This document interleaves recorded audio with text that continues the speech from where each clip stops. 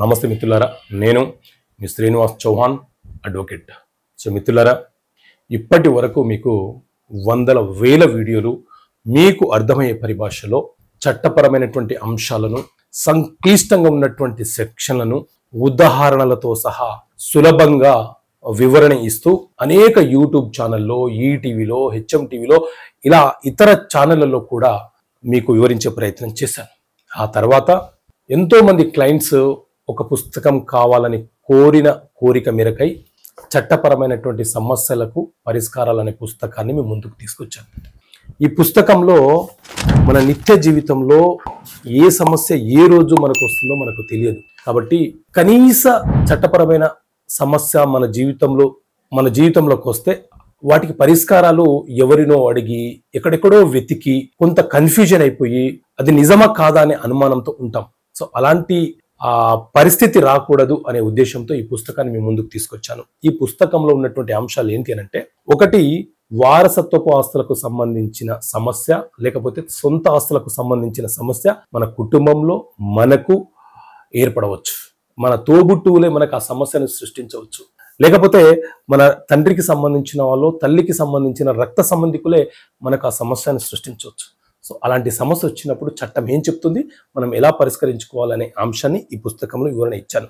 అది హిందువులు, మహమ్మదీయులు మరియు క్రైస్తవులకు సంబంధించిన చట్టపరమైన అంశాలను కూడా వివరణ ఇవ్వడం జరిగింది. అలాగే చెక్ బౌన్స్ కేసులకు సంబంధించిన విషయాలు, ఇద్దరు వ్యక్తులు లేకపోతే గ్రూప్ ఆఫ్ పీపుల్ కలిసి ఒక వ్యాపారం చేసినా, లేకపోతే మనం అప్పు తీసుకునే క్రమంలో ఎవరికైనా చెక్కులు ఇచ్చినా, ఎవరి వద్ద నుంచి అయినా చెక్కులు తీసుకున్నా, లేదా మన మీద చెక్ బౌన్స్ కేసు ఫైల్ చేసినా, చెక్ బౌన్స్ కేసులకు సంబంధించిన పరిష్కారాల కోసం ఏ మార్గాలు ఉన్నాయి, ఒకవేళ చెక్ ఇచ్చి మోసం చేస్తే మనం ఏం చేయాలి, ఒకవేళ చెక్ కేసులో మనకు పనిష్మెంట్ పడితే మనం జైలుకు వెళ్లాల్సిందేనా, ఇలా అనేక అంశాలను కూడా ఈ పుస్తకంలో వివరణ ఇచ్చాను.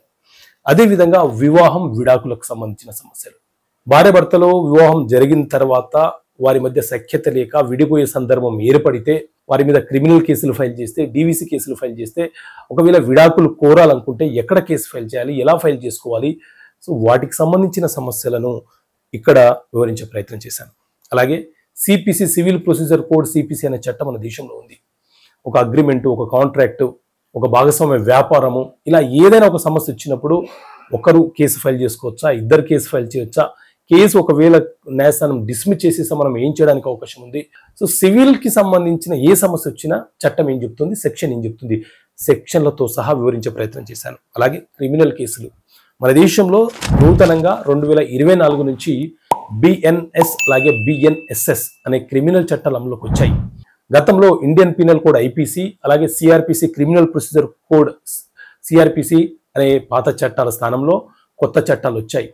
ఏ చట్టాల ప్రకారంగా, ఏ సెక్షన్ల ప్రకారంగా మనం మీద ఎఫ్ఐఆర్ నమోదవుతే మనం జైలుకి వెళ్తాము, ఏవి బెయిలబుల్ అఫెన్స్లు, ఏవి బెయిల్ వెంటనే రాని అఫెన్స్లు, నాన్ బెయిల్ అఫెన్స్లలో మనము జైలుకి వెళ్తే ఎలా బయటికి రావాలి, షూరిటీస్ ఇచ్చుకోవాలా, కేసులు ఎన్ని రోజులు కొనసాగుతాయి, మనం మీద అయిన ఎఫ్ఐఆర్ని ఏ రకంగా రద్దుపరచుకోవాలి, ఏ రకంగా రాజుపరచుకోవాలి, 498 కేసు అంటే ఏంటి, ఇప్పుడు కొత్తగా వచ్చిన చట్ట ప్రకారంగా 498 కేసు ప్రకారం జైలుకి వెళ్తామా, ఇలా అనేక అంశాలను క్రిమినల్ కేసులో వివరించడం జరిగింది. అలాగే భూ వివాదాలు మరియు ఇతర సమస్యలు, భూమికి సంబంధించిన సమస్యలు, పట్టా ఒకరికి ఉంటుంది, పొజిషన్లో ఒకరు ఉంటారు, మన పేరు మీద రావాల్సినటువంటి పట్టా మరొకరికి మార్పిడి జరుగుతుంది, మనం ఎవరికి అమ్మకున్నా వారు డబుల్ రిజిస్ట్రేషన్ చేసుకుంటారు. ఇట్లా భూమికి సంబంధించిన వివాదాలు ఏవైనా సరే ఇట్లాంటి సమస్యలకు పరిష్కారాలు. అదే వీలునామాలు, ప్రామిసరీ నోటు, అగ్రిమెంట్లు, కాంట్రాక్టు, భాగస్వామ్య వ్యాపారం, కాల పరిమితి చట్టం, లిమిటేషన్ యాక్ట్, ఏ కేసు ఎంత కాలంలోపు ఫైల్ చేయాలి, ఆ లోపు ఫైల్ చేయకపోతే ఆ కేసు విగిపోతుందా, వాటికి లిమిటేషన్ ఉండదా, దత్తత అడాప్షన్ అంటే ఏంటి, దత్తతగా వచ్చినటువంటి పిల్లలకు హక్కులు ఉంటాయా, వాళ్లకు గార్డియన్గా ఉండే వ్యక్తులకు ఎలాంటి హక్కులు ఉంటాయి, సమాచార హక్కు చట్టం అంటే ఏంటి, సమాచార హక్కు చట్టం ప్రకారంగా ఏ రకంగా మనం అప్లికేషన్ పెట్టుకోవాలి, దానికి సంబంధించిన నమూనా.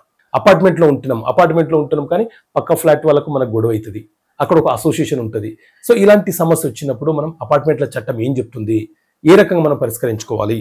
అలాగే జైలు అంటే ఏంది, రిమాండ్ అంటే ఏంది, ఖైదీలకు రిమాండ్ ఖైదీలకు మధ్య తేడా ఏంటి, అలాగే దరఖాస్తు నమూనా అంటే కౌలుకు మనం భూమి ఇచ్చేటప్పుడు ఆర్టీ ప్రకారంగా ఏ రకంగా సమాచారం అడగాలి, దానికి సంబంధించిన ఒక దరఖాస్తు నమూనా. పోలీస్ స్టేషన్కి వెళ్ళి కంప్లైంట్ ఇస్తాము, కానీ కంప్లైంట్ ఏ రకంగా రాయాలో మనకు తెలియదు, వాటికి సంబంధించిన ఒక దరఖాస్తు నమూనా. ఇలా అనేక అంశాలను పొందుపరుస్తూ చట్టపరమైన సమస్యలకు పరిష్కారాల పుస్తకాన్ని ముందుకు తీసుకొచ్చాను.